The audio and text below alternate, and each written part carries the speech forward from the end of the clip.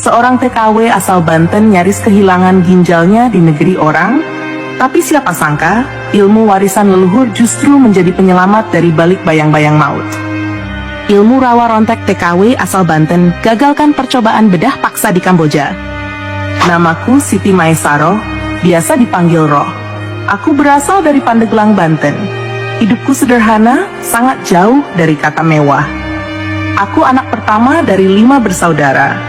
Bapak sudah lama meninggal karena jatuh dari pohon kelapa, dan ibu hanya buruh tani dengan penghasilan tak seberapa. Sejak kecil aku sudah terbiasa hidup keras. Putus sekolah di kelas 2 SMA karena harus bantu ibu, aku berjualan gorengan, kadang jadi buruh cuci. Tapi hidup tetap berat. Sampai suatu hari aku melihat sebuah iklan di Facebook. Butuh pekerja wanita untuk restoran di Kamboja. Gaji 15 juta per bulan, gratis visa dan tiket pesawat. Waktu itu aku mikir, ini jawaban dari doaku. Aku nggak pikir panjang. Aku WA nomor yang ada di iklan itu. Dijawab cepat. Katanya namanya Mbak Ulan, orang Indonesia juga. Suaranya lembut, ramah. Katanya aku bisa langsung kerja, asal paspor ada. Aku minjem uang buat bikin paspor. Mbak Ulan janji, semua biaya bakal diganti kalau aku udah sampai Kamboja.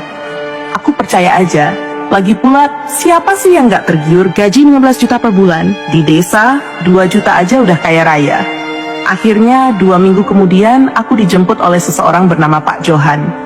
Kami berangkat dari Jakarta, naik pesawat menuju Phnom Penh. Awalnya semua terasa seperti mimpi indah. Sampai akhirnya aku dibawa ke sebuah rumah besar. Bukan restoran, tapi rumah seperti gudang, tertutup, jendelanya ditutup teralis dan dijaga ketat. Waktu itu aku masih berpikir positif. Mungkin ini tempat pelatihan dulu. Tapi ketika malam tiba, aku mulai sadar, ini bukan tempat kerja, ini jebakan. Ada 8 perempuan lain di sana, semua dari Indonesia. Ada yang dari Medan, dari Jember, dari Makassar. Kami semua dikumpulkan dalam satu ruangan besar, tanpa tempat tidur, hanya beralaskan tikar. Makanan hanya 2 kali sehari. Air minum pun terbatas. Aku gemetar, takut. Tapi belum tahu seberapa parah sebenarnya situasi ini. 3 hari kemudian, salah satu dari kami, namanya Weni, dipanggil ke ruangan atas. Ia tak pernah kembali. Kami bertanya-tanya, tapi tak ada yang memberi jawaban. Yang jaga hanya bilang, diam aja, jangan banyak tanya. Malam itu aku mendengar jeritan dari lantai atas, jeritan perempuan. Aku yakin itu Weni. Tapi kami semua hanya bisa menutup telinga dan menangis dalam diam. Pagi harinya, seorang perempuan baru dimasukkan ke ruangan kami. Wajahnya pucat, kakinya berdarah, matanya kosong. Namanya Novi. Ia kabur dari tempat seperti ini di lokasi lain. Ia bilang, ini bukan tempat kerja.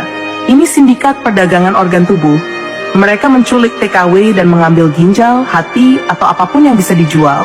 Yang mati, dibuang ke sungai. Yang masih hidup, dibungkam dan dijual lagi. Aku muntah seketika. Dunia seakan runtuh. Aku tahu kalau aku tidak bertindak, aku akan bernasib sama. Malam itu, aku menatap langit dari sela-sela teralis. Aku menangis, berdoa pada Tuhan, minta perlindungan. Aku bukan siapa-siapa. Tapi aku teringat pada pesan kakekku dulu, seorang jawara dari Banten. Satu-satunya warisan kakek buat kamu, Roh, adalah ilmu rawa rontek. Gunakan hanya untuk melindungi dirimu kalau sudah tak ada jalan lain. Bacakan doa ini, dan dalam 3 malam, kamu akan kebal dari senjata. Tubuhmu nggak akan bisa dilukai. Kalaupun dilukai, kamu akan sembuh seketika. Waktu kecil, aku sering melihat kakekku berlatih. Tubuhnya benar-benar kebal, pernah ditusuk, tapi sembuh dalam hitungan menit. Aku tak pernah benar-benar percaya. Tapi malam itu, aku membacakan doa rawa rontek dari ingatanku. Dalam tangis, aku berserah.